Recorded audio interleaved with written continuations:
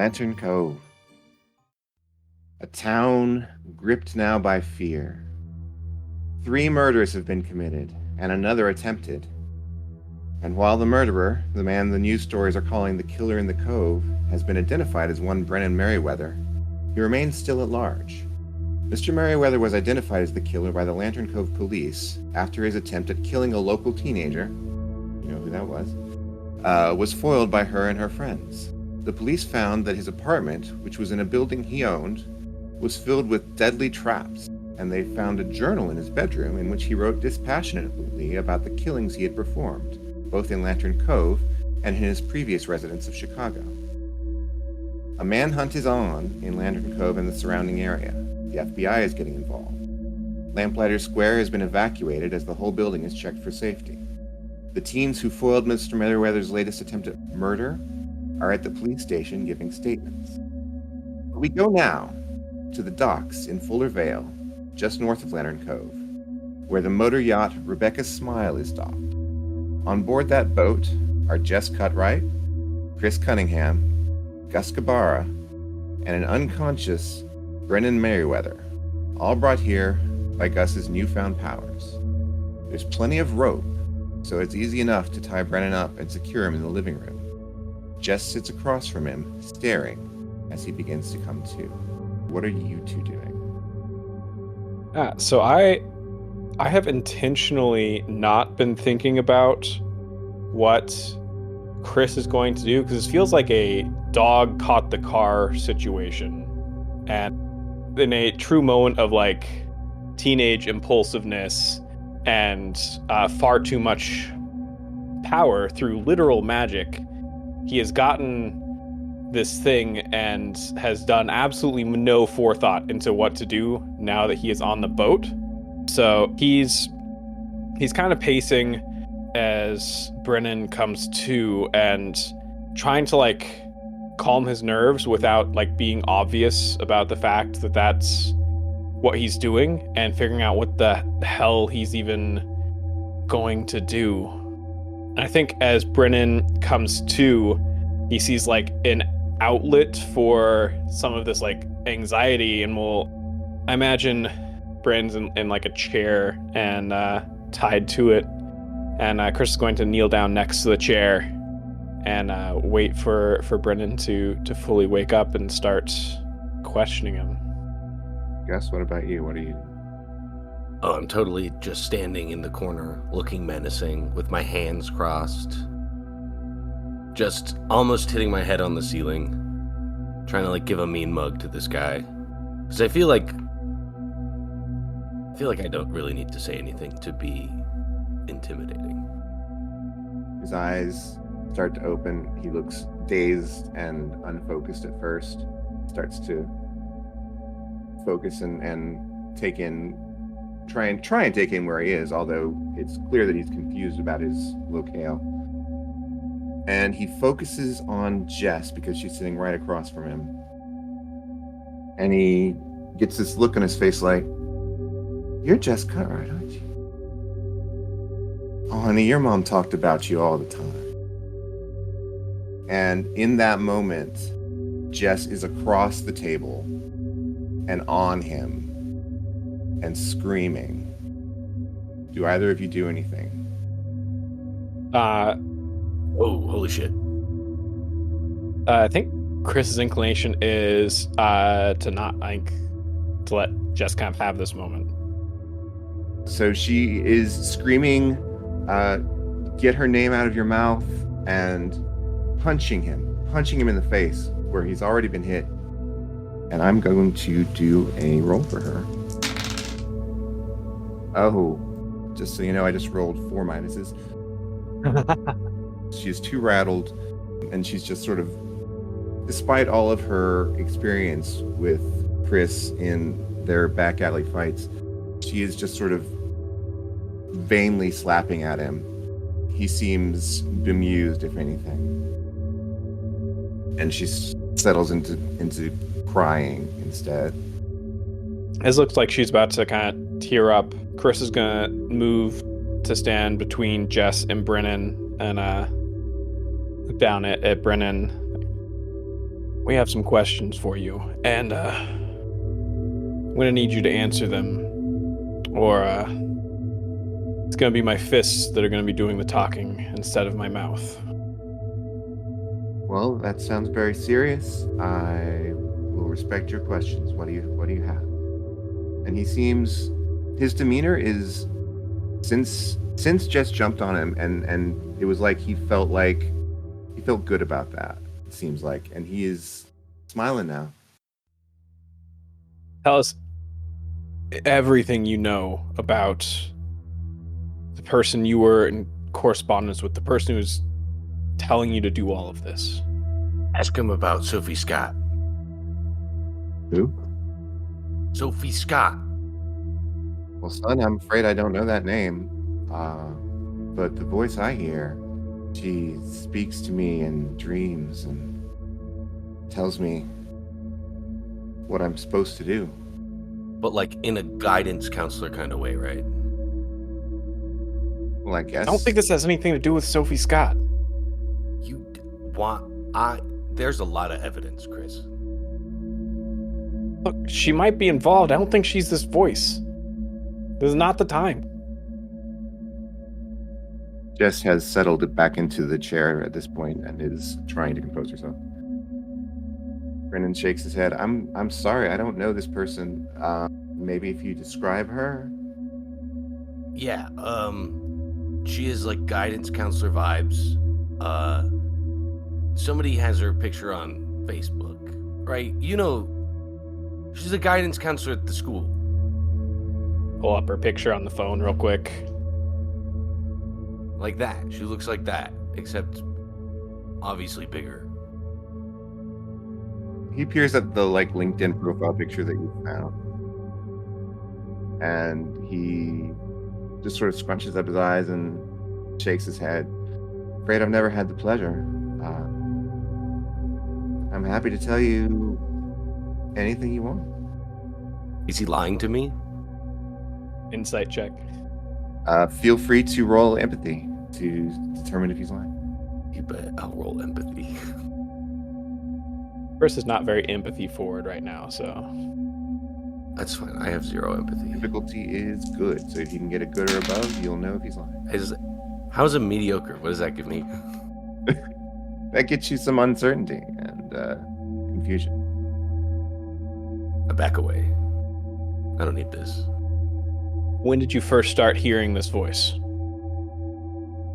You know, I sometimes feel like she's been talking to me my whole life, but the first time I really remember it was when I was having a dream, a beautiful dream, back in Chicago, and she came to me and she told me that she saw me, she knew me, and that I was going to be put to a use which I was perfectly suited.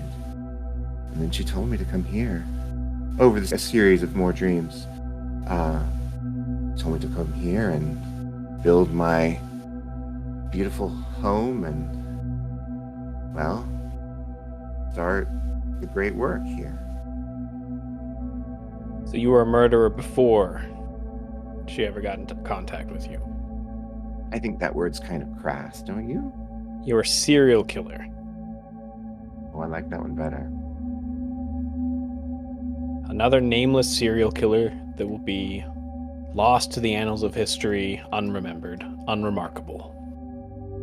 Kid, you don't get it. You don't get it, and I tell you why. It's because you don't know your purpose. People just running around here every day, not knowing their purpose. But me? I know mine. I fulfilled mine. I am a blessed man. But you didn't. You failed. I mean, 3's good. Were there others that you worked with? I don't need anybody else. You consider yourself like an artist or something? I think virtuoso is better. That was the or something part, but I appreciate you being so specific. How do you feel about this person? How do you feel about this person who speaks to you? She gave me my purpose. I can't be more grateful in my life than for that. So you're grateful of her? Of course. You worship her like a god? I don't know about that. I just know that she's given me everything. What has she given you specifically? Told me where to go. Told me who to look for. Told me what to do when I got them. You're like dumb, and it's annoying. And nods. Jess is nodding too. You're like, I've watched cult documentaries, but do you not have Netflix, dude? Never thought the subscription was worth it, honestly. You didn't think the subscription was, what are you? You are insane. And I think that, I don't know if that is offensive or not. I'm not offended. I think we should just throw him in the hole. So she told you who and where. It wasn't one or the other, it was both each time you killed. Told me where to find them and who they were. Can you get in contact with her? She comes to me in my dreams. What if you're in dire straits? Like you're about to die. Would she come to you then? You mean like now? No. I mean later. I don't expect to get out of this. I figure if you were going to turn me into the cops, you'd have done it already. So I figure you've got something else in store for me. And that's okay with me. I've fulfilled my purpose and I accept my fate. I am so angry at you right now. Did she give you any other specifics in terms of how you're supposed to kill these people? Was that left to your own artistic vision? She trusts me with that. Oh my god. I just bat my head against the wall of the boat. Jess speaks up. She says, I don't think this motherfucker even knows anything. I don't think so either. I agree. What do we do with him if he doesn't fucking know anything? Chris is gonna kind of motion for everyone to come.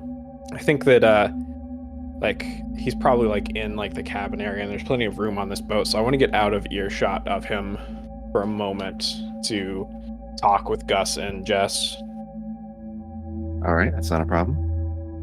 You go out of the cabin and out onto the deck, where he cannot hear you. We fucking dump him in the hole? Is he just gonna be blessed and come back as some freaky fish guy? Do we just beat him to death? Do we take him to the cop? What the? I don't know what the right option is. I don't know if she has ins with the cops. I don't know if she's involved with the hole. I don't want to go to jail. I don't want to go to jail either. It's just, there's something in the hole, right, Chris? Yes. And there's drumming coming from the hole. What if she's down there or something? Or she's an ancient deity or a river spirit that has been trapped and is reaching out to mortals who have weak will to control them. And what if we go down there with him and have him tied up with weights and shit? I don't know if I'd want to deliver him directly to her. I think we should just teleport him to the cops or something. I don't think we should be responsible for him. I think that's something that shouldn't fall on our shoulders. And I think that if we get rid of him ourselves, that's look, I know it's cliche stupid, but that's killing is what he does. And that shouldn't be you, Chris. Yeah, but I know you just said all that and stuff, but I think the very real question is, Jess, what do you want to do with him? She stops for a moment and blinks as though reframing the question in her mind. No, I don't. He deserves to be like beaten to a pulp, but I don't think that's. I don't want to do that. I don't want to be someone who does that. I don't want us to be anyone who does that. Oh, you're right. Maybe we can just tell the cops that we chased him down from the apartments and found him and tied him up. Do we just dump him somewhere we know the police will find him? Citizen's arrest is a thing, right? That's it. Yeah, citizen's arrest. That's real, right? Citizen's arrest. I think it's real. Plus, we're children, So we could just like take him to the cops ourselves. Oh shit, my car is still at or just like call them. Yeah, just call them, bring him to the forest nearby, tie him to a tree, say we found him there, like Spider-Man. Yeah, we don't even. It could be an anonymous tip. Okay, yeah, I like that. Okay. All right. Yeah. Chris kind of nods. Yeah, I'm gonna go back in and I want to just cold cock him in the back of the head, try and knock him out. Okay. I won't make you roll for that. He's tied while up. I'm punching him in the face. Yeah, it's just double sandwich, knuckle sandwich, literally. All right. Yeah, he's out cold. Ah, Jesus. God, he has a hard head. That wasn't that bad for me, actually. If you like start doing woodworking and stuff, you'll build a bunch of calluses on your hands. On the top of your knuckles? The hell kind of wood? How are you holding your wood? Knuckles down? Oh, no. Sometimes you have to sand, like you put your hand into like a slit. Have you ever seen like the Dune movie, and like the Timothée Chalamet person puts his like hand inside of like the box that like has a bunch of paint in it, and you're not supposed to pull it out? Well, like I did a lot of like that work to like I have an Etsy shop, and I sold like that kind of, and you just gotta like get into it and like sand all around it, and sometimes like it really gets the top of your knuckle, like feel the top of my knuckles, man. It's like I'm a fucking gorilla and I drag them on the floor. Knuckles. Yeah, they're rough as hell. This feels genetic. This feels like it has nothing to do with your woodworking. Nah, you should see my brother's hands, soft as a baby. And he's a guitarist, so like he should have calluses all over. Well, he probably doesn't use a pick with his knuckles. That's not what I meant. I meant like calluses on his fingertips from like hold it, but like I think he moisturizes or something. Can we, not? Yeah, you're right. This isn't the time. I'm sorry. I was just explaining him. It's just needed to. Yeah, okay. Let's go tie him to a tree. Yeah, you go tie him to a tree, call in an anonymous report. Just drench him with isopropyl alcohol to destroy any evidence of us having been anywhere near him. Why did you do that? It like removes fingerprints and stuff. I've never heard that in my life. Well, do you want to give him a good scrub too? Like, I don't know. No, I mean, I believe you. I'm just like saying that's a cool fact that I've now learned. Thank you. I wasn't like digging on you, man. All right. So the police are called. For viewers, it absolutely does not actually remove fingerprints. No. So if you're going to commit a crime, use isopropyl alcohol so you're caught faster. So the police take him away. You guys get back. With Brennan in custody, the manhunt is called off. And the people of Lantern Cove are able to, well, not relax, but certainly get free of a lot of tension. The attention of reporters largely turns to the state court system rather than to the citizens of Lantern Cove. The town's name is still on the lips of people across the country, but at least now the killer is caught. The town, which had started to close down, begins to open up again. Clark is even allowed to take Ashley to the Lady Gaga concert. and gets a kiss on the cheek at the end. School continues, though it doesn't really get back to full attendance until the next Monday. Even with the murderer caught, a lot of families take a few days to recover together. Your remaining counseling sessions are put on hold as the counselor and all the school's faculty are busy dealing with worried parents concerned about what all this trauma will do to their children and their chances at college.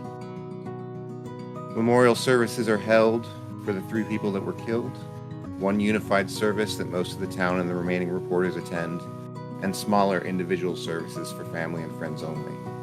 Lantern Cove and its inhabitants grieve together. Several weeks go by, and life in town begins to return to something like normal.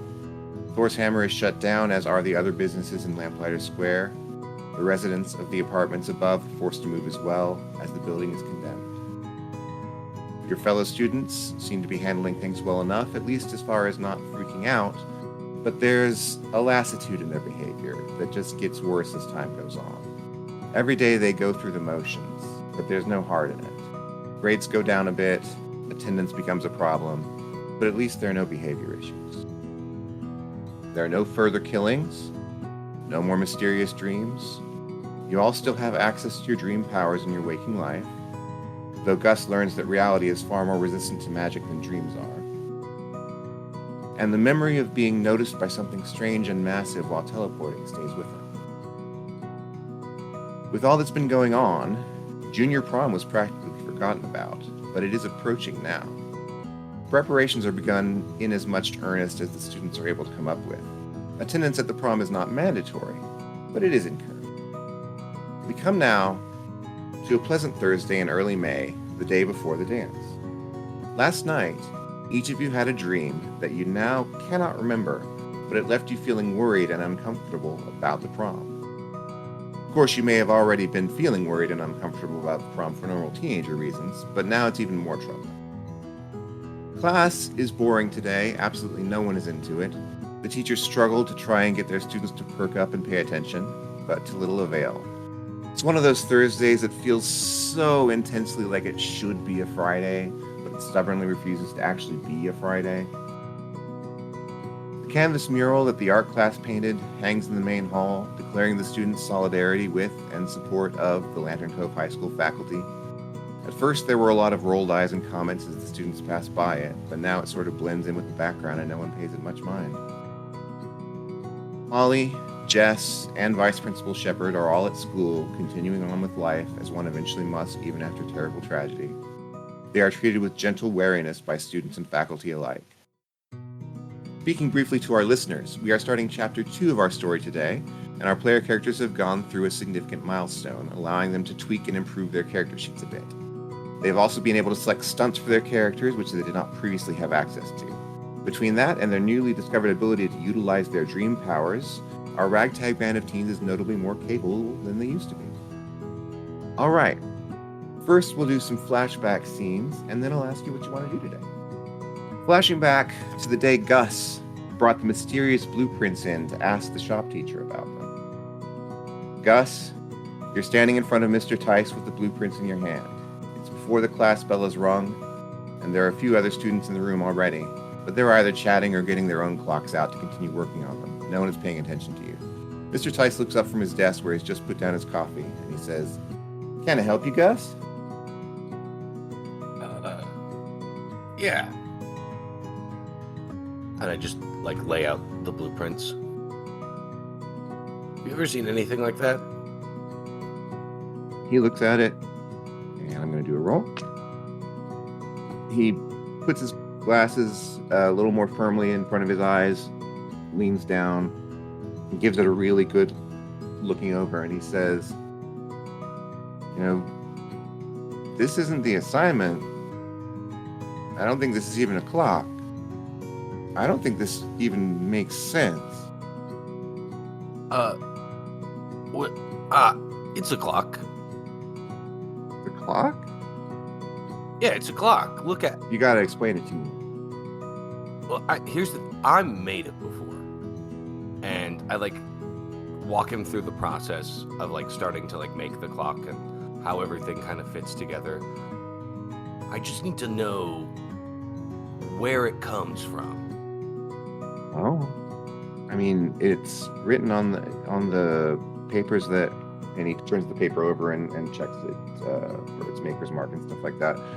It's written on the blueprint paper that I got for you all to use. So I assume a student made it, but it looks pretty complicated for student work. So I don't know. I certainly haven't seen it before. Oh yeah, no. Thanks. I appreciate you. I'm gonna go talk to myself in the corner over there. Is that cool? And he looks at you curiously for a moment, but then just shrugs and nods. Yeah. I'm gonna go to the corner. I'm gonna take out a pencil. Okay. Okay. I know it's a lot harder to do here, but I'm just gonna. Okay. So, what is a rhyme for lead and names?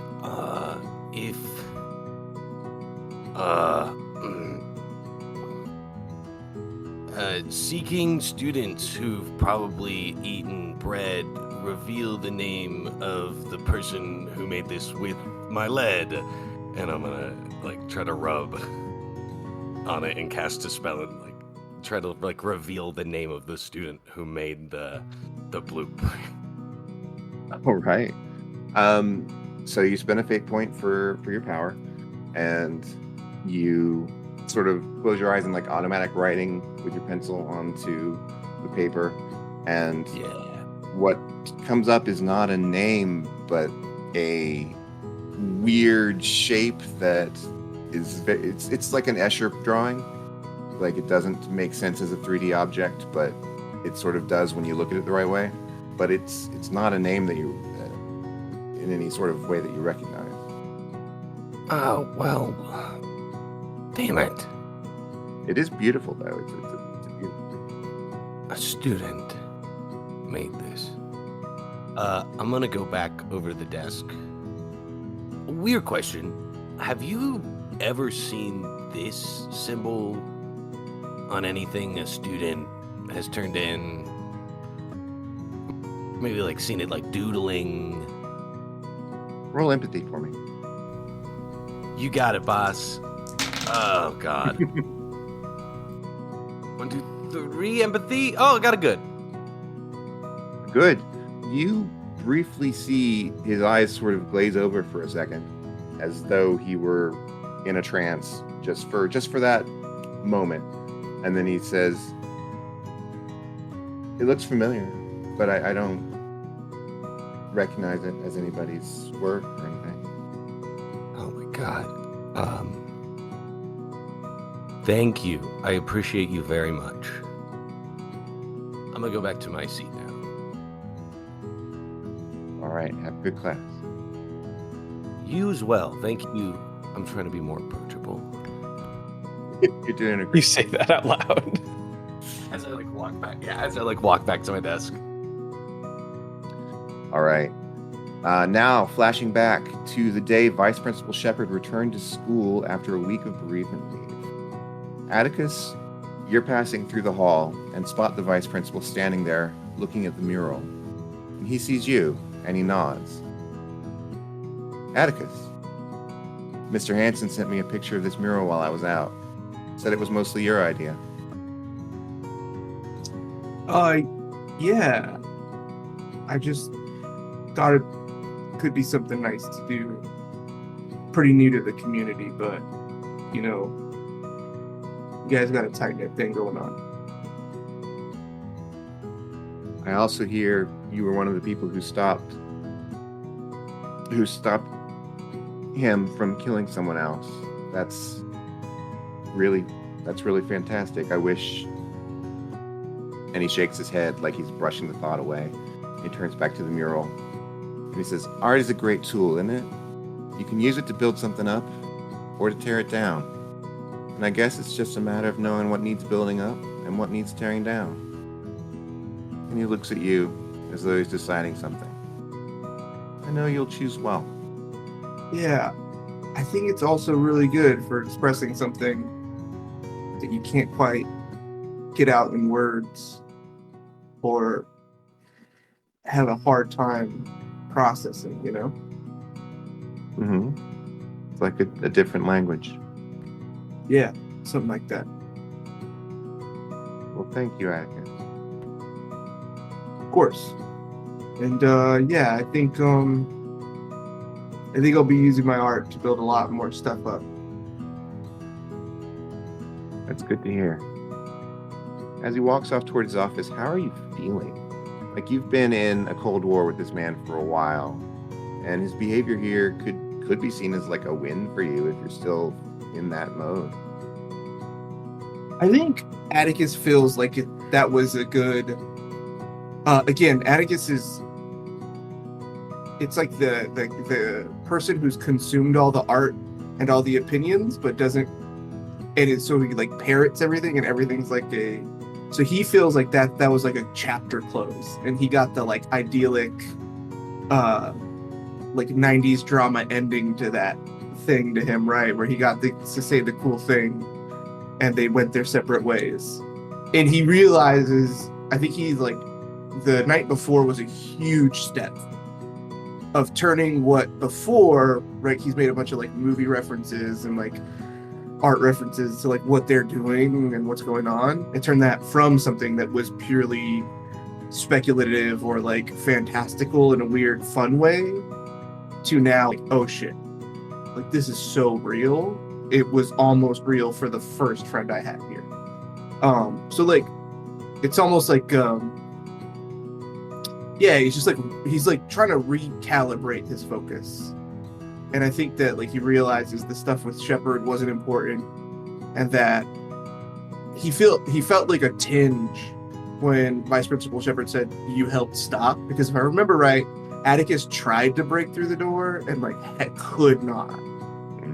So he's feeling conflicted, and like he needs to tighten up, because he's not, after talking to Chris and everything, he knows that this isn't over. Okay, next, we'll flash back to a couple of days ago in the halls after AP English Lit class. Freya, as you're walking towards your locker, Molly grabs you by the wrist to stop you. Hey, got a second? Yeah. What's up? She pulls you into a quiet space by the door to the cafeteria, and she looks down at her toes for a second, and then looks up.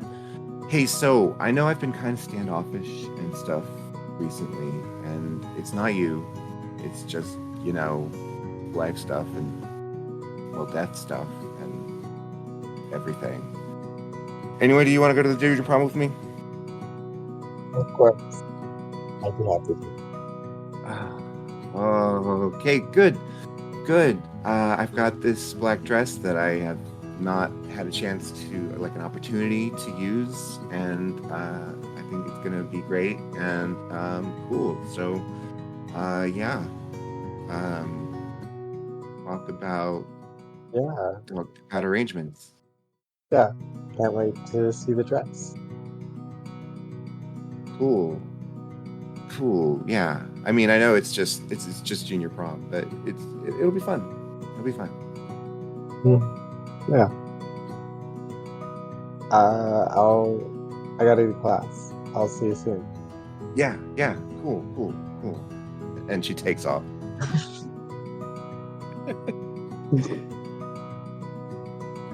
How are you feeling about junior prom now? Nervous, I guess. Mm-hmm. Yeah, makes sense. They have to figure out. She has to figure out what to wear, and that's gonna be annoying.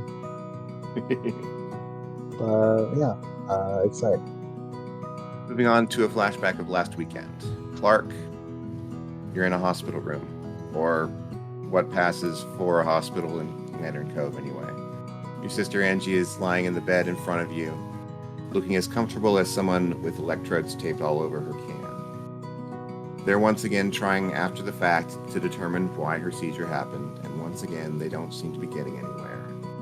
Your sister looks up at you. You look ridiculous. Shut up. That worried me to get it. You look like a sad little horse. You look like a robot, right? I don't know. Just, you look ridiculous. As you say that, your mother walks into the room, several bottles of soda from the vending machine in hand. She hands one to you and sits one on the tray in front of Angie. And the three of you drink your sodas in silence for a few minutes, listening to the ubiquitous beeping of the monitors. After a while, a doctor walks in the door. She smiles at each one of you in turn and then addresses Angie. Well, the good news is that we've checked off a bunch of health problems that you definitely don't have. Congratulations on being in such good health. Your sister closes her eyes and sighs for a moment before opening them up again and smiling at the doctor. Your mom looks unfazed, but you don't need an empathy roll to know that she's frustrated. She speaks up. But you don't know what's causing the seizures. That's right. I do, however, have the contact information of several specialists in the city who might be able to look further into this, and I hope they're able to help you. She looks at Angie. I do wish I had a magic wand to wave that would just fix this for you. She hands your mom a handful of papers and leaves the room. And in your head, I don't know how seriously you take it, but there is magic in the world. Way to read my mind, Sarah. Yeah, that's definitely those words. I wish I had a magic wand to just take this away. Just kind of rings in his head as he's just thinking back on Gus was able to open that portal, and he just he shoots Gus a text in that moment. Just he goes around the corner to the bathroom that's in the hall and just sneakily sends a text to Gus. Hey, we need to talk. I have a favor to ask you. And that's where I leave on that. We'll let that ride and bubble in the background. And we'll go to another flashback from last weekend. Olive, you were at your house watching Sailor Moon Eternal in your room with Mikari. Your mom is out, so there's no arguing going on. Your dad is even acting kind of like a normal parent, stopping in to ask if you girls need anything, that sort of thing. Mikari isn't paying a lot of attention to the movie, though. She keeps getting distracted and scrolling through Instagram or Reddit. And eventually she stops and sighs. And she says, I think I'm going to start going by Aaron again. I mean, I support whatever you want to do, but why? It's just... it's not getting me anywhere, you know? I think I've always wanted a world where things made sense to me and where I was important, you know? And I don't see that out in the real world, so I dove into a world that made sense to me and made me feel special. Does that make sense? I can't begin to tell you how much sense that makes, but yes, I get it. I gotta focus on the real world now, I think. My parents want me to get into a good college, and so I gotta buckle down and focus on my schoolwork, but it's more like I can't escape to my fantasy world anymore. The real world's too real. All the fantasy is just, well, I guess it's pointless, isn't it? I think Olive just kind of laughs dryly at that. Just, yeah. Listen. The fantasy world is actually really fucking important. Olive is extremely over it. And, like, I think that she's just been... This is a whole different person, to be honest. She says, so... I mean, be Aaron, be Mikari, do whatever you like, but get out of here. Get out of Lantern Cove. She looks startled, as though that's not what she was expecting from you, clearly. And she says, Why? Why do I need to get out of here? I mean, it's like this anywhere, right? I hope not. But, I mean, what do you want to do? I mean, there's a million things that you can go and see and do and be. You're already important. You're important to me. You're important to our friends. But you can go out and like find your magic soldier girl story, okay? Like you can go and do that. I want that for you. Thank you. I think I needed someone to tell me that. But yeah, I don't know where I'll go with it. I mean, you could really go anywhere, right? I guess so. I guess if you believe in me, somebody believes in me, and that's something. I absolutely believe in you. I mean, you've pulled off being Makari for all of high school. That's really cool. I guess that is cool. And if you can do that in a town of normies like this, imagine going to a place that actually likes weirdos. Yeah, that sounds cool. It'd be nice to find a place like that. And she breaks up a little bit actually as she says that. Olive wraps an arm around her shoulders and neck and just kind of rests her head against hers and says, yeah, it'd be really nice to find that. The two of you have a little moment with each other, and it's a good, gentle moment. In that moment, it doesn't feel like the rest of the world is pulling at you. And that's a kind of freedom. Yeah. She leaves soon after, and she's been Aaron ever since. Our final flashback is to yesterday at lacrosse practice. This weekend is a really big game. You've made it to state. Maybe you can make it to nationals. Except, it's like the fire has gone out in your teammates. It's nothing obvious, just they're not going for shots that look risky. They're not putting that extra zing in their step. There's nothing specifically wrong that they're doing. It's like everybody is having an off day, but all at once and every day. Coach Wright is clearly frustrated, but even his heart doesn't seem to be fully in the game, which leaves you to carry the weight of the team.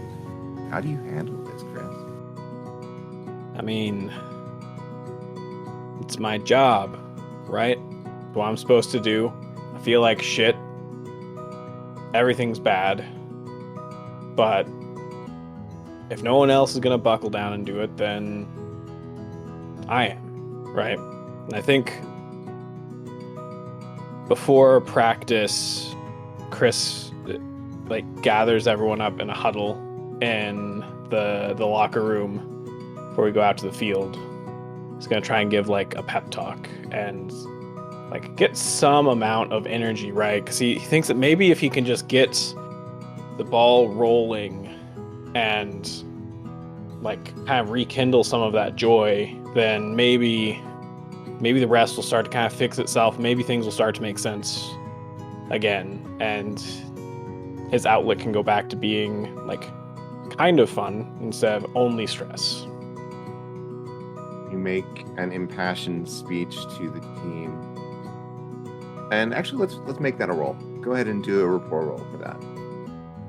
What are my scene aspects? Hold on, that's...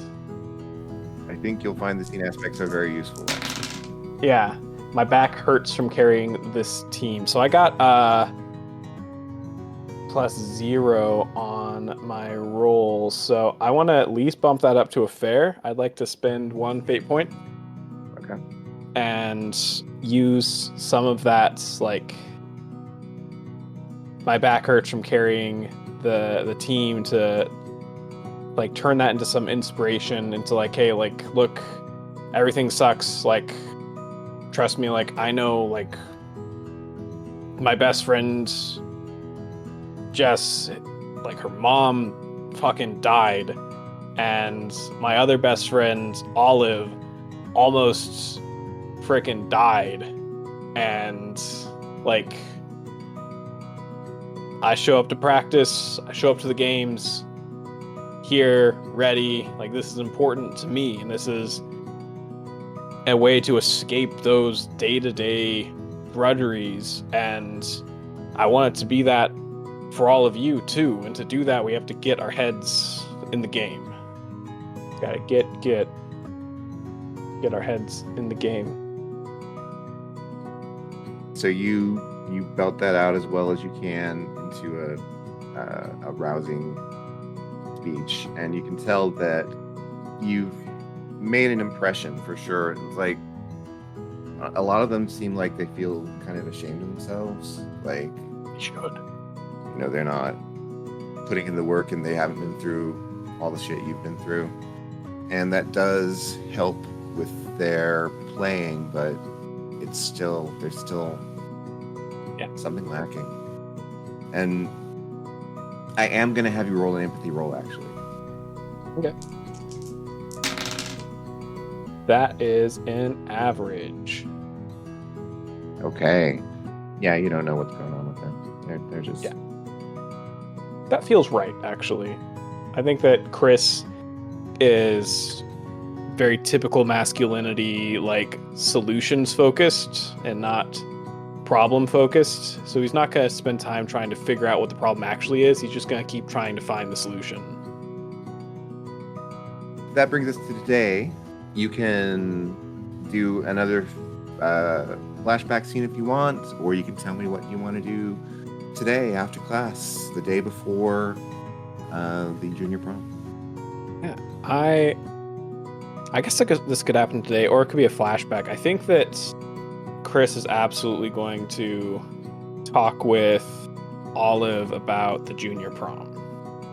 And I don't know if it's more dramatic to have it happen the day before the prom. I think it is. I think I like that, actually. I think Chris comes back to your place because it's a little bit closer to the school. And he's like slowly been moving basically a bug out bag to Olive's house so that like it has like change of clothes, it has stuff he needs to shower, things like that. And I think after the early practice, he goes back to kind of change into some fresh clothes and get cleaned up a little bit before school, and is I think chilling with Olive for a little bit before school starts. Yeah, she's like grabbed breakfast for both of them just because like it's turning into a habit now, which is hard for her to wrap her brain around. She's like, okay, I almost died. My life is weird. Sure. This might as well be a thing too. So yeah, just hanging out in the basement. Yeah. I don't know what to do about prom. You got a date sorted out yet? Yeah, okay. You're not going with Jess? Oh, we're friends. It'd be weird. You know, I mean, might go as like a, like a bros thing, but I don't know if she's really feeling it, to be honest.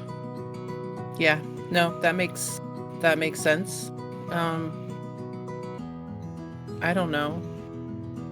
I was thinking about maybe just kind of going as a group, but Freya's got a date. Did you hear? No. Yeah, Molly finally asked her. It was from what Freya told me, she was so cool about it. Like, she was like, yeah, see you later. Like, wow. That's cool. No, I'm really happy for them. Yeah. So, but that kind of... Yeah, isn't Clark seeing someone now? Yeah, he went to the Lady Gaga concert with Ashley. Yeah. I can't even imagine. I mean, can you imagine Gus going to prom? Think Atticus might ask him? Please. I want no, Atticus is gonna go in like the Ducky outfit, like full on Pretty in Pink look, and just try to like have the moment at prom. That's what I envision. I think Gus is going to show up and be like, oh, I'm just on my way to wood shop and heard some noise over here. That's my prediction. That okay, great. So, but that means we have to go to prom to see what happens. So, what are you thinking about? I mean, if you're not going to ask Jess, Yeah, I've had a couple of girls ask me from the women's team, but it feels weird, right? I don't want to just show up with some random person. I mean, I know them okay, but I don't know. Do you want to like go and like, I don't know, we can like hang out, be like a friend thing? sorry, I'm triggered. I've been triggered. Help me. She turns like she's turning red, like she like the anticipation of it, and then he says that, and she kind of laughs again, and she's like, yeah, no, yeah, that'd be great. I would love that. But if we're gonna do it, we can't half-ass it. And Chris kind of gives her like a kind of like tentative look. He's like, I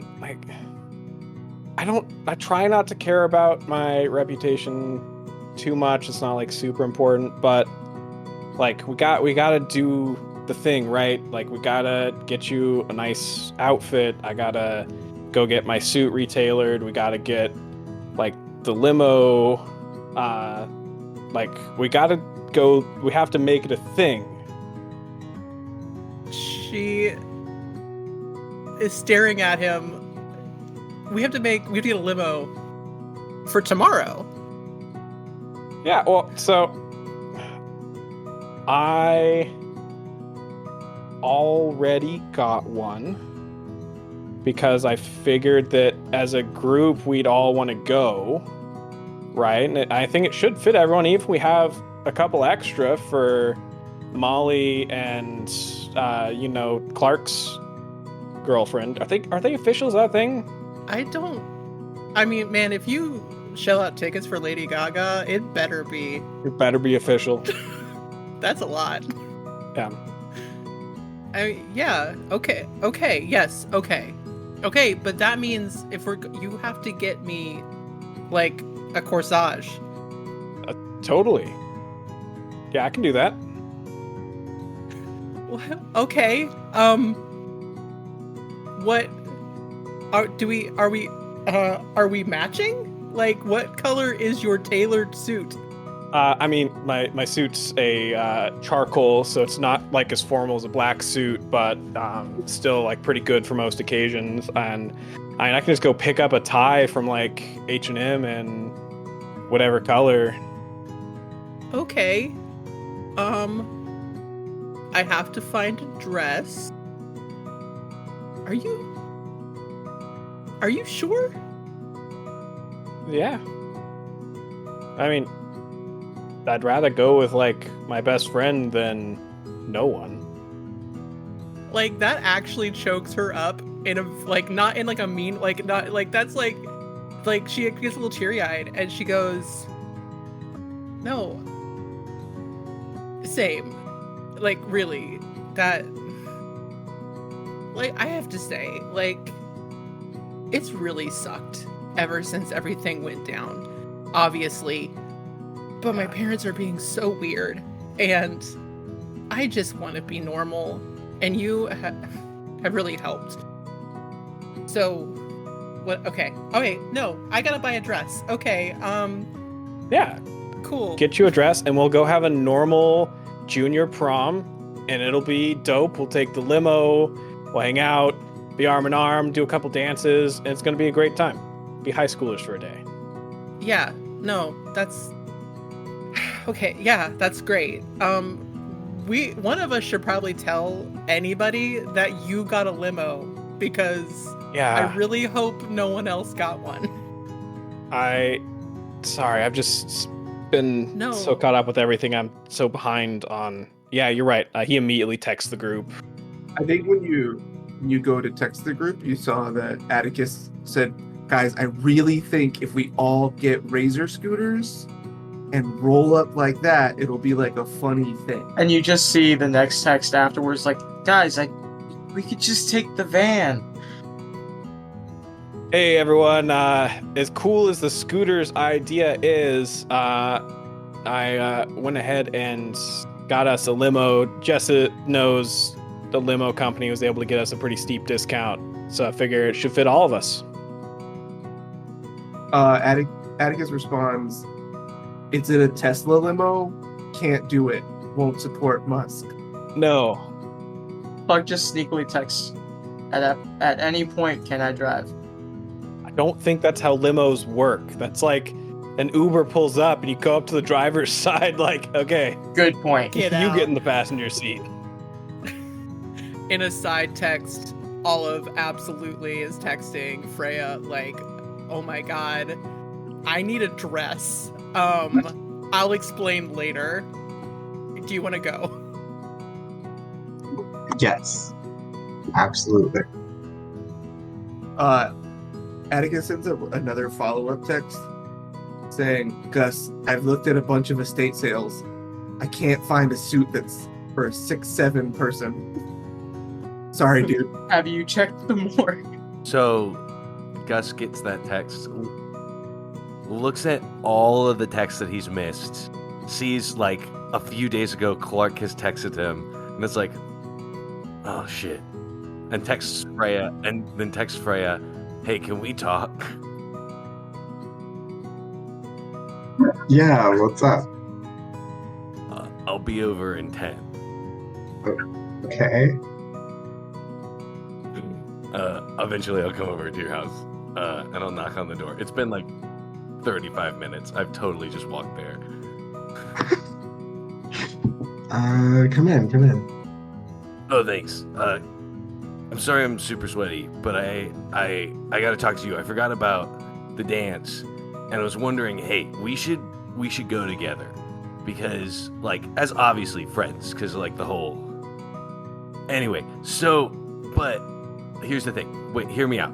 I know there's like a limo or like a scooter gang thing that's gonna happen, but I really just like hanging out with you because you're kind of like the coolest of everybody else, and I think maybe we can like wear like matching dark goth clothes and like sit in the corner, and I can probably maybe make them with magic, so like you wouldn't have to pay for it, and also we can ditch the limo or Razor Scooter gang, and I can get Nikki to drive us, and I wink at her and I do finger guns.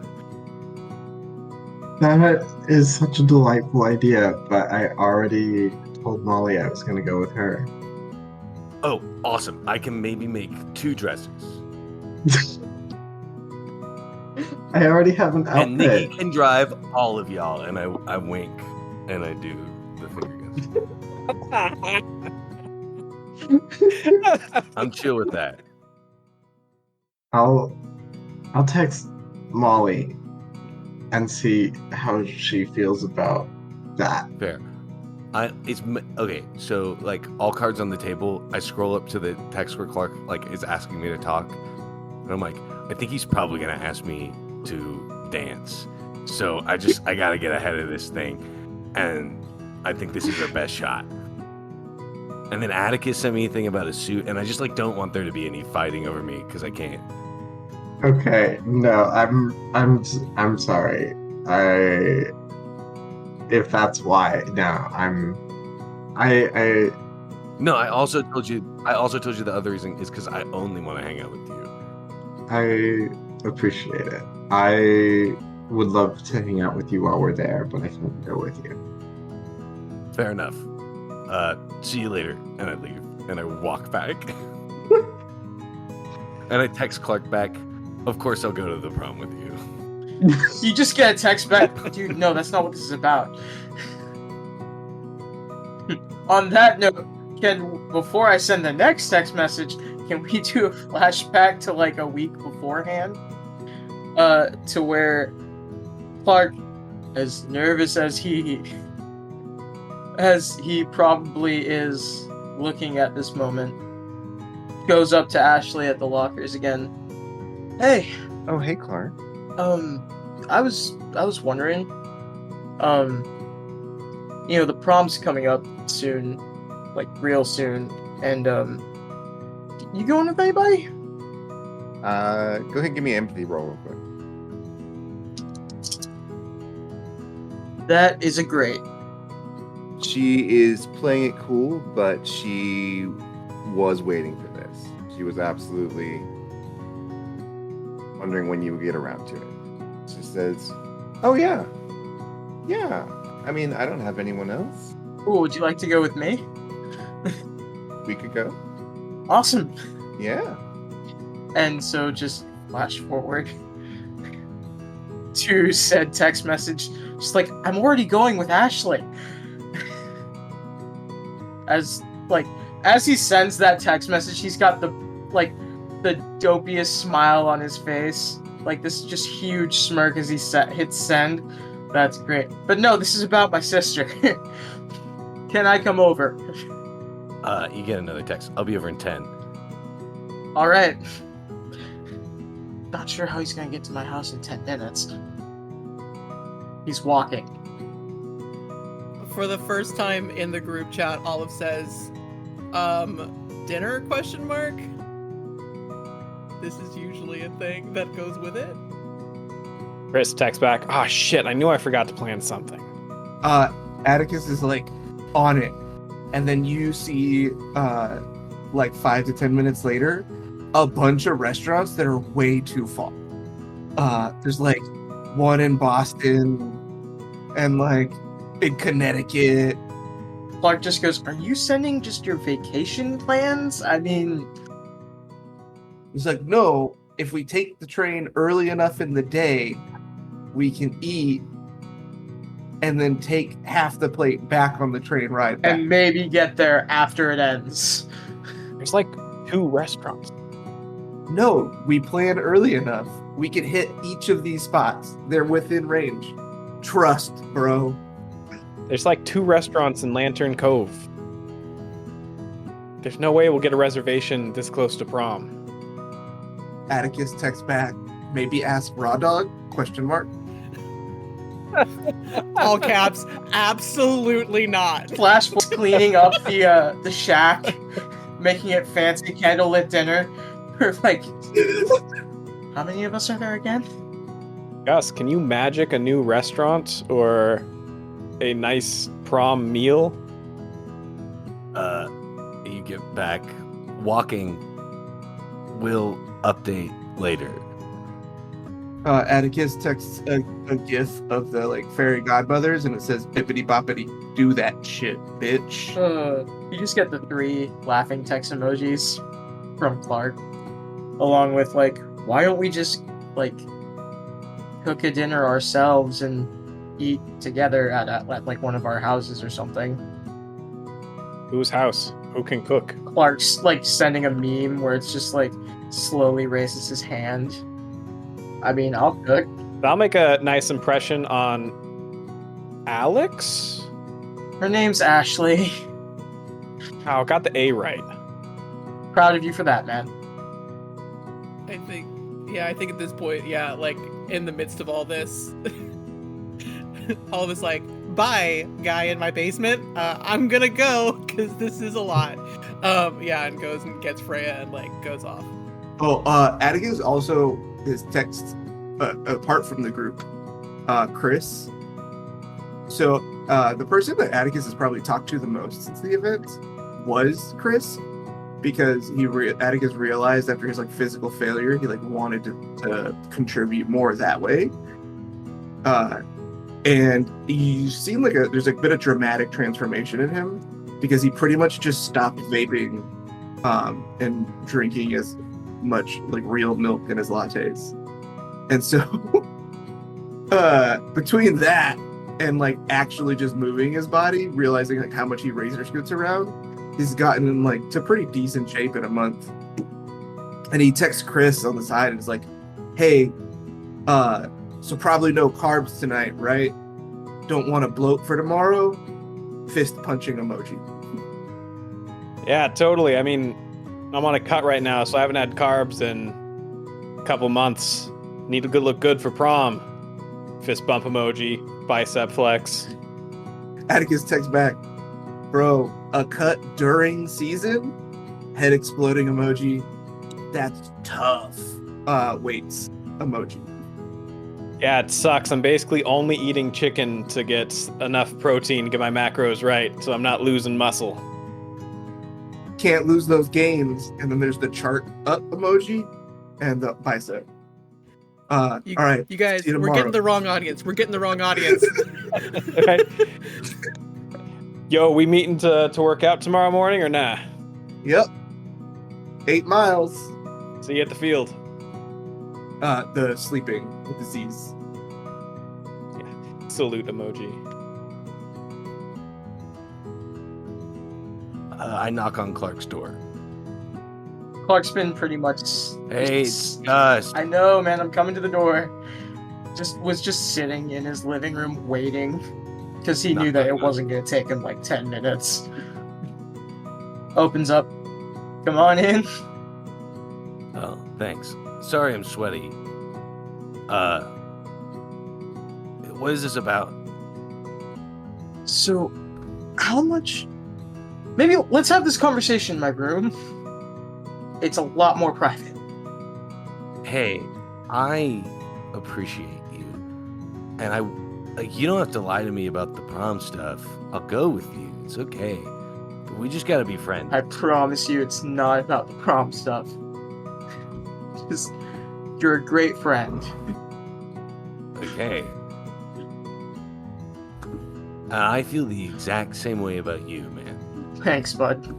Up the stairs and to the left. I bound up the stairs. I take 3 at a time. Just seeing that kind of gives What? nothing. Starts walking up the stairs, and closes the door behind him. This is how much magic have you been able to do since the portal, or was that just it? No.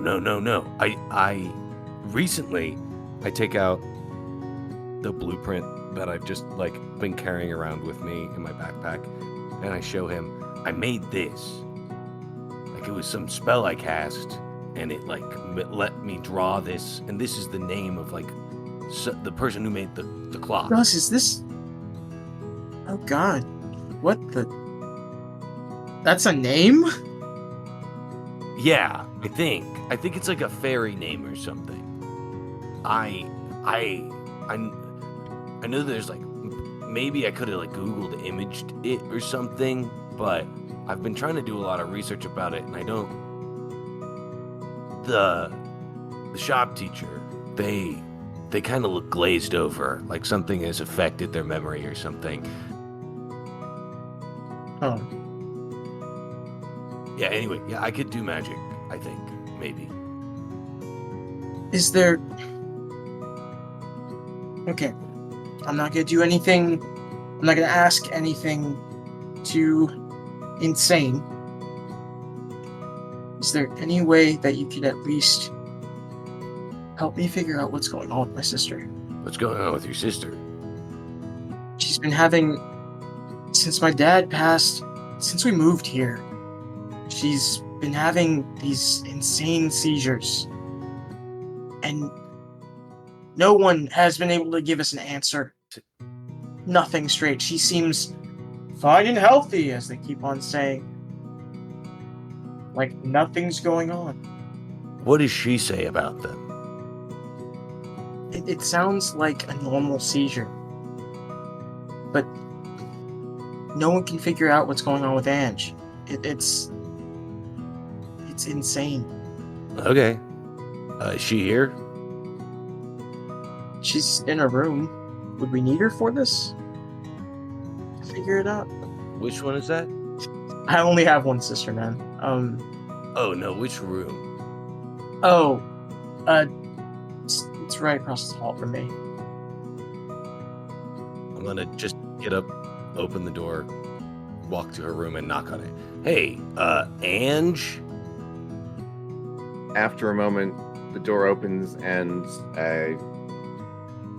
someone who looks a fair amount like Clark but younger and female, is looking at you. She looks rather frightened. You just see Clark rush, just like, oh shit, he's doing it again. And this is my buddy Gus. He has some questions for you. What about? And she like backed away for a second, backs like a step up. I'm gonna get down on one knee and like look at her in the eyes. So, your seizures that you've been having. People tell you you're fine. Yeah. What happens to you? What do you remember? Do you like see anything? Are you like, is it like a blip in time? What's your experience with it? Well, I just sort of like first the edges of my vision blur, and then it just sort of focuses into like tunnel vision, and then I can't see anything at all. And I start to like go kind of numb inside. And why am I telling you this? Who the fuck are you? Do you like hear things? Like, can you hear the things around you? Yeah, sometimes. Can I cast a spell on you? I'm sorry, a spell? And she looks Yeah, at Clark as though You just see him fully facepalm. He's kind of just flustered, does not know what to say at all at this moment. How do I explain to my sister? It's okay to say no. Or that what's been going on? Without explaining to my sister what's been going on. I kind of like clock Clark's weirdness about this. I'm a Wiccan. He's a Wiccan. oh, okay. And you want to cast a spell for me, okay? Yeah, a spell on you. That's all right. Okay, awesome. I kind of like look at Clark. And I try to think of a rhyme. Is it okay if I touch you? Oh, she does not look like that's okay. She takes a step back. It's fine if it's not. I just maybe like, would you touch my hand? Like, it's how the connection works. It will protect your auras. Clark's already thinking maybe this was a bad idea. Go ahead and roll deception for me, Gus. Deception? I assume you're not really thinking you're protecting her aura by touching her. I'm a big liar. I'm sorry. That's a poor for me. Okay. She's at this point she's like sitting on her bed. She's backed up that far, and she's like, I think you should go. Just Clark's. Yeah, I am sorry, and I didn't know that there was gonna. Okay, just let's. I don't need to touch you. It's all good. Is there like a mirror in her room? Yeah, she's got a full-length mirror hung up on the back of her door. Okay, I'm gonna like go to that. I'm gonna trace the edge of the mirror, and like try to like focus her reflection in it. And I'm gonna say, Peter, Peter, pumpkin eater, why does Ange get seizures? And tap the mirror 3 times. The worst drive. Okay. And then I'm just gonna like focus on like showing me like, or like divining the information of where these seizures come from, why they started when they started, and like how to stop them. Right. So you can spin a fate point for the magic. That is a superb. All right. Okay, so you're looking into the mirror, and to you, the mirror changes. Nobody else sees this, but in your eyes, the mirror sort of glazes over and then focuses on the image of her sitting on her bed, and it sort of glows like she has a sort of a glowing aura, and there's like darkness sort of flooding in from around Lantern Cove, and it's poking at it like swords, trying to stab into this glowing golden aura that she has, and that it keeps on pushing back and repelling it. But you see that the edge of her aura is frayed and has weak spots, and occasionally part of this darkness will stab through. You get the feeling that is telling you that there's something causing the seizures from around here, and it's happening maybe because she is such a bright light for some reason.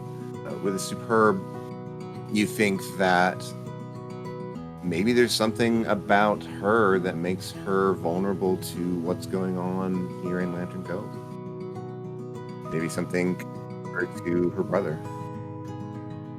Andrew, have you been having dreams? Yeah, I always have dreams. Are they really vivid? And can you do things you can't do in this world in those dreams? I mean, yeah, everyone can do things they can't do in their waking life in their dreams, because it's a dream. Not everyone. Some people just lay their head down and wake up the next day without experiencing or remembering what happened to them, let alone have control over what's happening. Is this a Wiccan thing? Yes. Your aura is incredibly bright, Ange. It's like a flame that draws moths to it, and those moths want to eat your flesh and bones. Okay, Gus.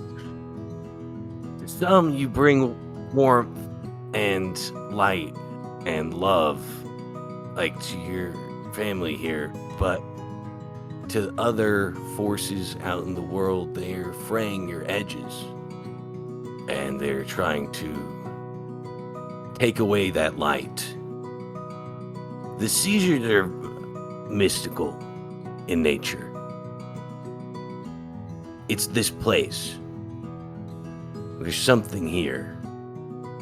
I think probably connected to the Fae or other dimensional beings that are communicating to us in our dreams. So the next time you dream, I think probably write about it a little bit. Okay. I'll do that. Yeah.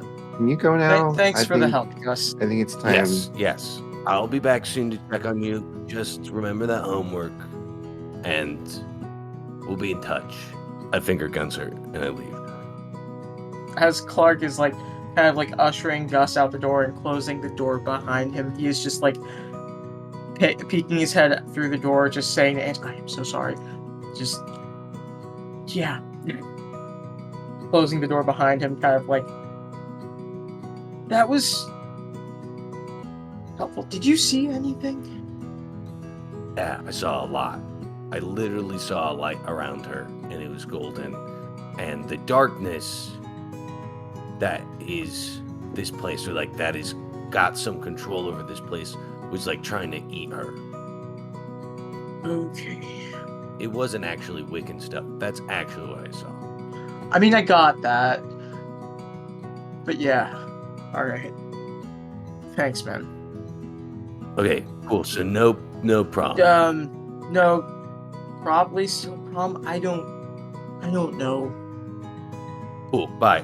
I'm gonna leave and I'm gonna text Nikki. Hey, could you take me to prom? Nikki texts back pretty quickly, says, "Yeah, I can take you to prom if you need a ride to prom. Are you going with anybody?" Oh, no. I was like, can you be the person I go with to prom? You see the three dots for a minute, and then she replies, "I don't think that's allowed for an adult to go to your prom except as a chaperone. That's perfect. There's a limo. At least that's how my high school handled it." Of course, you can be the chaperone. That's a good way of getting in. I should have thought of that. We have a limo or maybe a razor scooter gang set up. Still trying to find a place for dinner if you want to tag along.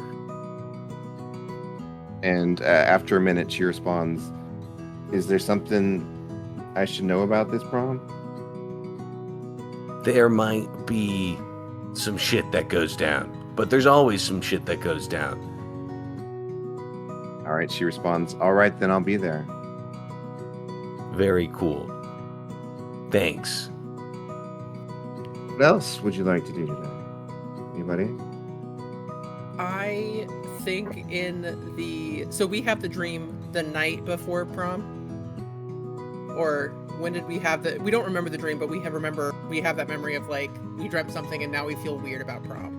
Was that the night before, or? That was the night before this. The night before this, okay. Yeah, I was gonna say, I was like, oh, did anybody bring it up? But I don't think Olive would, because she's just trying, she's like, I got asked to prom, ? So like, I want to be normal. So she's just gonna be like, I mean, I'm going, so I guess if something happens, we're there.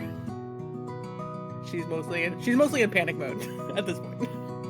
So I don't think it needs to be a scene, but I think Chris definitely like checks in on Jess, like, hey, doing okay? Like, you don't have to go to prom, but we're doing like a friend's dinner thing. Be happy to have you there if you're like feeling it. If you're wanting to stay home, like, totally understand. I can bring you some leftovers. Or He responds immediately, thank God you asked me that. I have had so many different people ask me to prom, and they all look so awkward when they do it. Yes, I will go with your group. Thank you. Chris hesitates, like, ah, shit. Is she thinking that I'm asking her to prom? Yeah, text back like, oh, I didn't expect that you would want to actually go to prom. You haven't really been going out much lately. You know, I am so tired of the walls of this house. I am so tired of the emptiness of this house. I want to be out. I want to be doing things.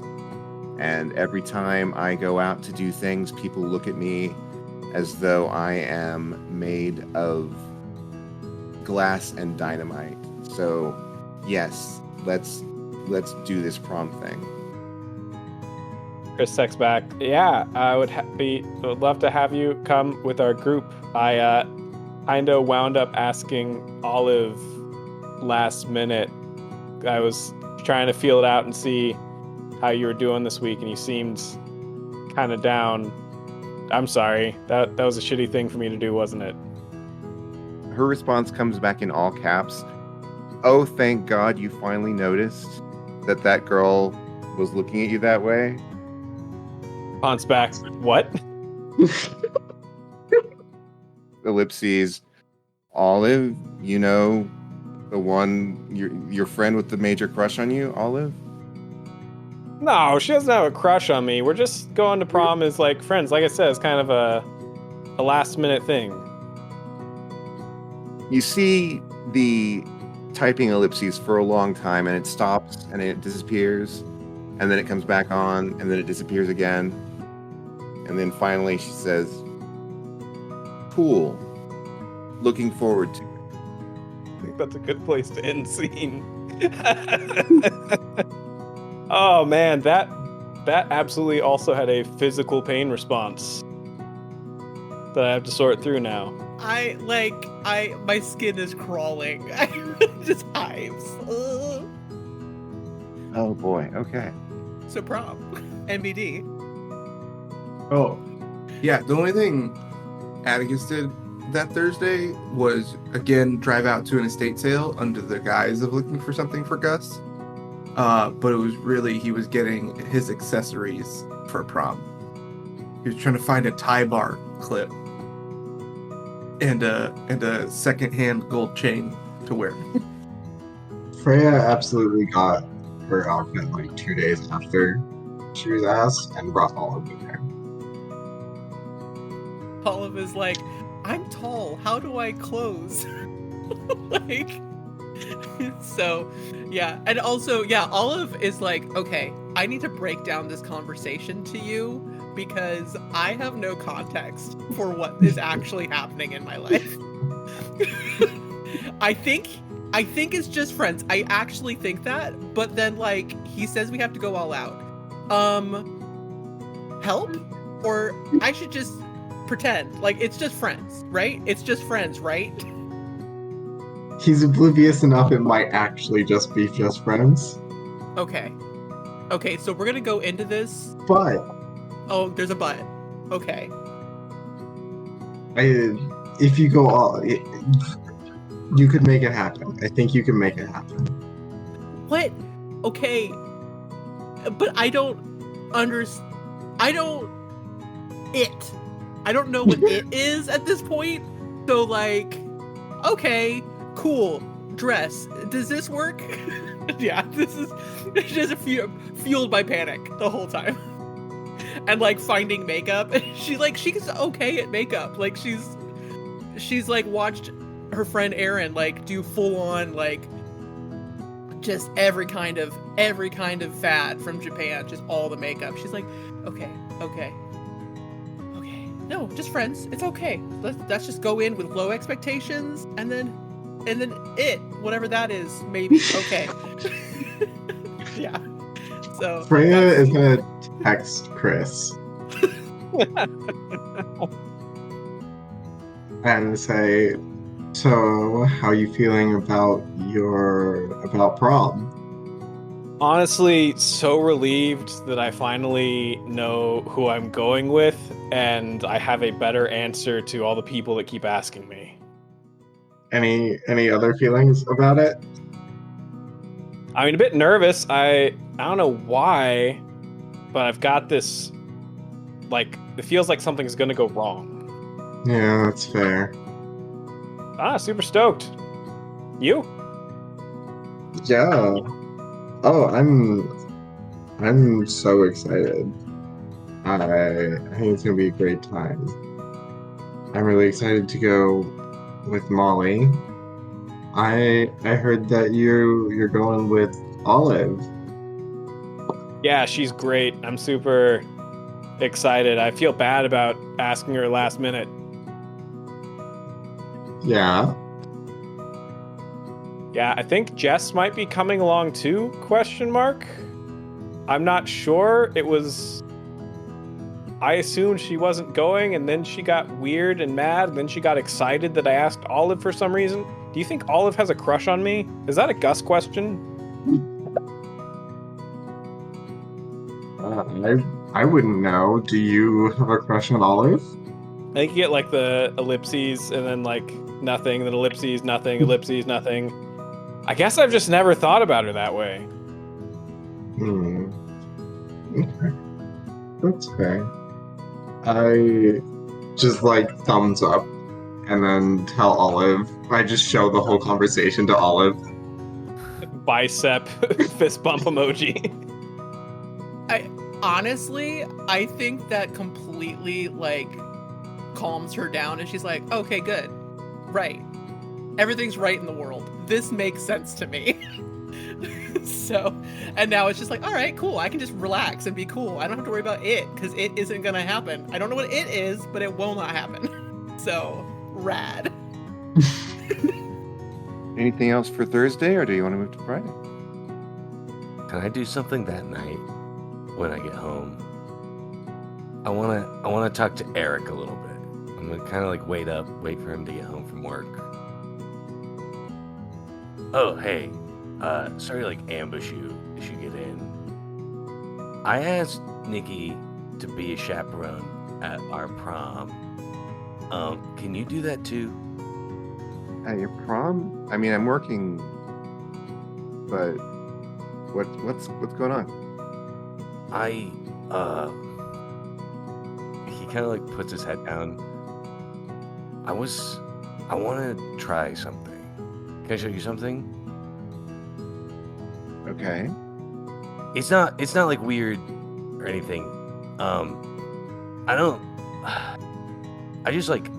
don't really like social situations, and I think it's gonna be like really loud, and it's gonna be a lot. But I'm going with like a group of people. I think either like as a razor scooter gang or in a limousine. I don't know if we've nailed that down yet, or in a van. But I wanted to like have like a suit of armor, if that makes sense. So I've been making something. You've been making something. Or what have you been making? Yeah, and I kind of like run down to like my little warehouse room, my wood shop, my laboratory, and on the wall is like this like beautiful like silver and black gown, and on it are like these like beautiful like silver like metal feathers, and I go over to it and I like just like run my hand over it and it makes like a beautiful like clinking chime. I want to wear this. And I went to like a drag store and I found like these like heels that fit me. And they're like black heels with like silver like the same like silver feathers that have like been like soldered on. And like the heel is like very like almost a stiletto, but like made of like pure like steel. And it was like, I don't know if it would be weird or anything, but I was wondering if like Nikki could like help me with like makeup and stuff like that. I mean, I know that Nikki would help you with anything. So sure. He's pretty blank. He's clearly his emotions are not on the surface, which is not unusual for him. And he says, "I bet that's gonna look great. Is it special to you?" Yeah. Ever like I've been having these weird dreams, man. And kind of recently it feels like I am more like the person I see in my dreams than I am the person I am out here. And I don't know if that's a bad thing.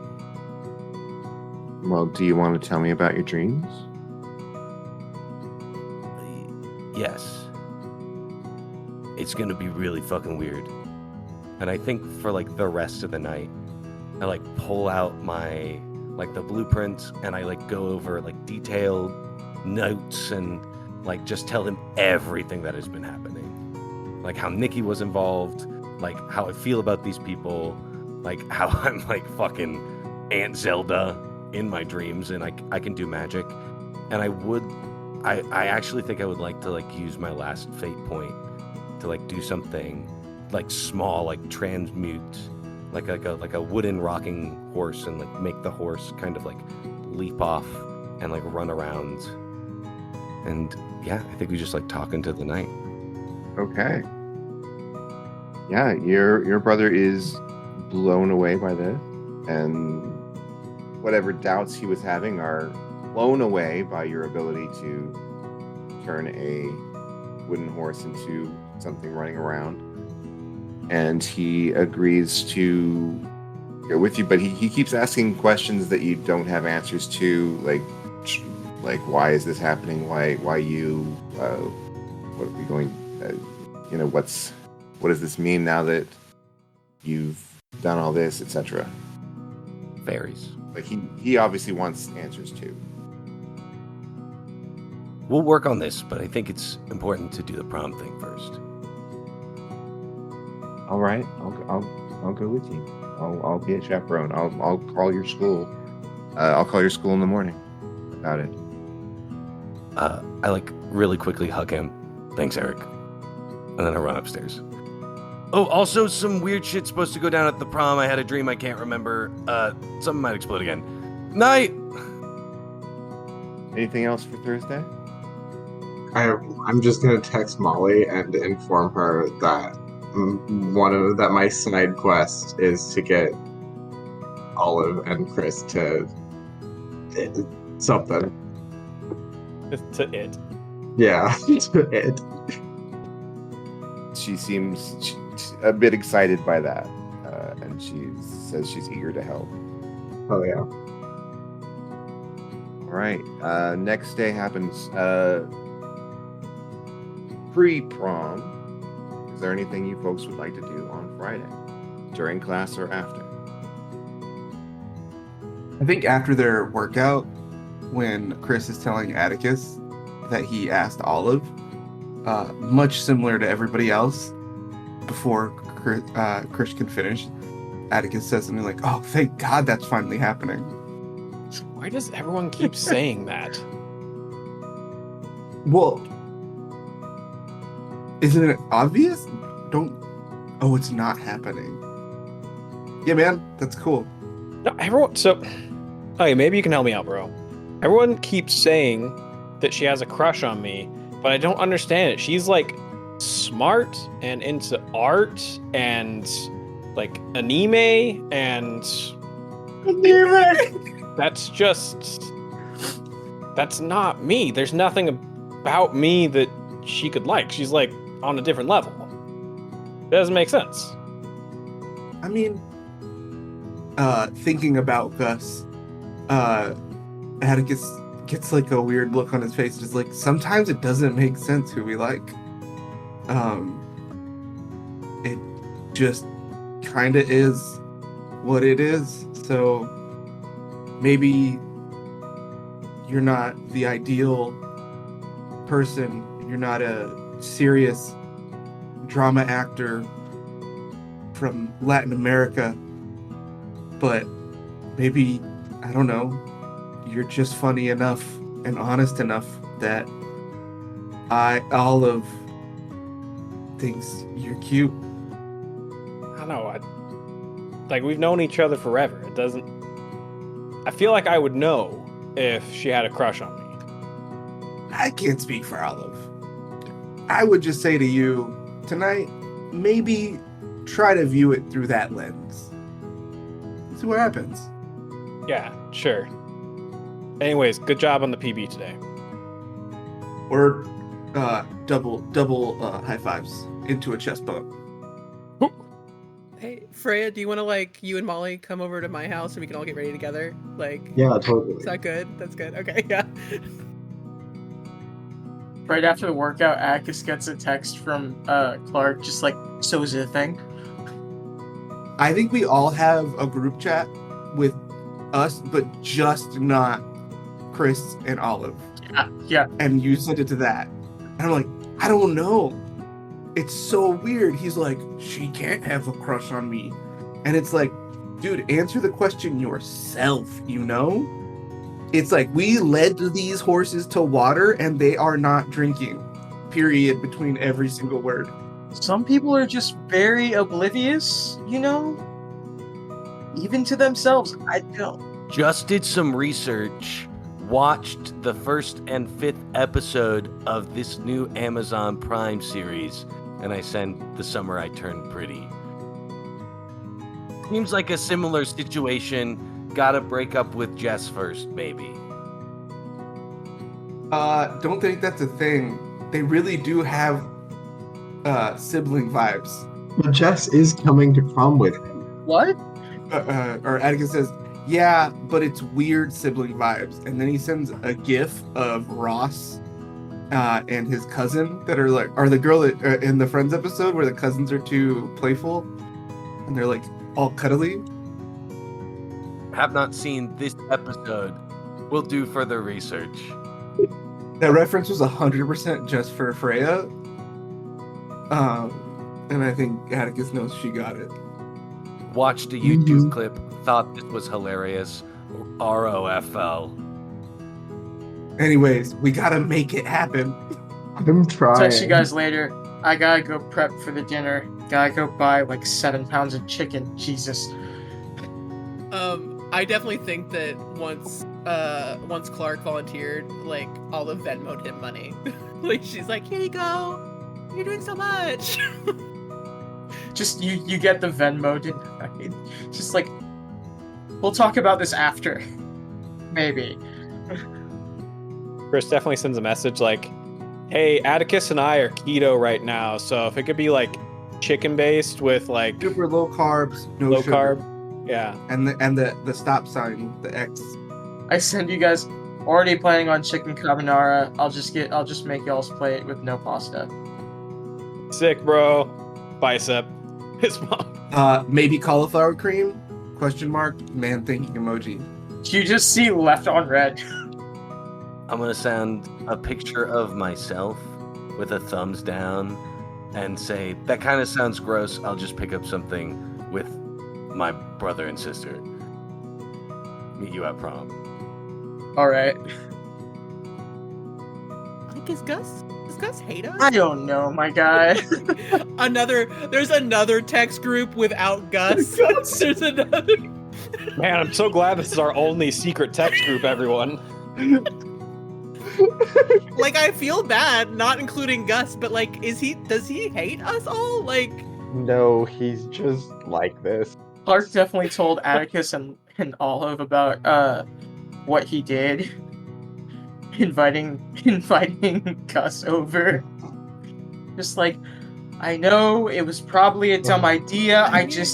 buddy, that was. I couldn't. I wasn't thinking straight. Maybe.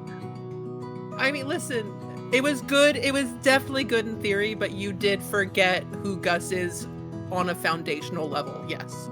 But we got answers though. That's the only thing that he's like trying to justify it in his head. I may have screwed my sister over, but we have answers though. Post prom, we definitely need to like all get together and like get with Freya and see like what that means. He just sends, yeah, definitely, thank you. Atticus says, maybe ask Raw Dog. Just you get the ellipsis. I'll think about it. Thumbs down from Olive. Yeah, that's become Atticus's running joke in each of their text Every box. chat, Like, yeah. every time there's any sort of loose, open-ended question, he inserts Raw Dog into the. You insert raw dog. You cannot insert raw dog. Not on prom night, okay? Well, oh god. Use protection, kids. There are definitely going to be some kids after this prom night that sneak off to that base and are going to be scared shitless. And are going to insert Raw Dog. Oh. It's just... Welcome to prom. Oh no. Luck's just going to start prep cooking right after school, and while he's waiting for the oven to preheat, he's going to go and check on his sister and try to talk to her, maybe explain some things. Yeah, Angie's actually coming out to see what you're doing. It's like, hey, is that for your dinner with your friends tonight? Yeah, I'm making you some too. Don't worry. Is that weird big guy gonna be here? Okay, so originally he was invited, but he's not coming. Why? I don't know. Just that it's him. It's how he is, which gets me to another point I am so sorry about yesterday. That literally is how he is. He's a great guy. He's really sweet. I swear. He just comes off out of pocket sometimes. Are you okay? Yeah, I mean, why wouldn't I be okay? Some weird guy comes in and wants to touch me and do spells over me. In my defense, I didn't know exactly what he was going to do, and I did not think, which was the main issue here, I did not think about what was going to happen. I'm sorry. Yeah, it's okay. Thanks for including me in your dinner. Of course. So, we going with Ashley, huh? Yeah. Are you to an item now? He just nervously laughs. I don't know. Maybe I'm not thinking too much into it. I don't want to think too much into it and be an idiot. Other than my friends, this is probably... He kind of stumbles over the words for a split second. This has probably been one of the better moments that I've had coming to this town. It's good. I'm glad you get that. Yeah. She is coming over to dinner, though. I think. Oh, good. Don't you dare. She rubs her hands together. I swear to God. I will get my payback. You know this. We'll see. No promises. Although, after yesterday, I probably deserve it. But on note with what my friend was saying, have you been having any weird dreams since we moved? Like, I've been in my psych class, they've been mentioning, sometimes your dreams have to do with your actual mental state and that whole thing. So I was just thinking, how have you been doing? Like, I wrote down. I woke up and wrote down what I was dreaming last night, and I looked at it, and it didn't make any sense. It was all about lights and some sort of fish coming up onto the land and eating everyone. It was a weird dream. And I don't think I mean I think my dreams are just dreams, Yeah, I mean, it's nice that I honestly didn't expect you. He puts up air quotes, like, homework, but, I mean, is it helping you at all? I don't know. Haven't had any problems, but True, it's only been like one day, but I mean, like, did it make you feel any better at all? Writing it down? it made me feel like my brain is wacky because my dreams about fish coming up and eating everyone. Honestly, I had a similar dream not too long ago. Oh, maybe it runs in the family. Maybe. Keep writing. If it's helping, then maybe. Let's just try it. Won't hurt. It won't hurt. You want some help with cooking? I'll take all the help I can get. I've got only 3 hours. All right. She gets on with helping you with dinner. We start cooking like we did with Dad. All right, so the time for prom comes. The limousine comes for all of you that are taking the limousine. Nikki and Eric offer to give Gus a ride, but I think everyone else is taking the limousine, including Molly and Jess. Am I right about that? And Ashley. And Ashley, yes. The limousine ride is short. It almost feels. It's like you're in the limousine and you drive around to pick up the next person and the next person and the next person, but then you head to school and it's like 2 minutes to get to the school. So your whole limousine ride was just a couple minutes. So it seems a little bit weird maybe, but at least you were in luxury there for a few minutes. And you get to the school. We'll next time describe things like what everyone was wearing and that sort of thing. But I will take us into the gym, which has been decorated and smells to you oddly of rot and fish and the terrible things that you are used to not being here in the school. And we will end with that. Oh my god, the fish ate the prom. Thank you, everybody. Oh my gosh, yes. Yes, we're back. It will happen, but we have no idea what it is. It's terrifying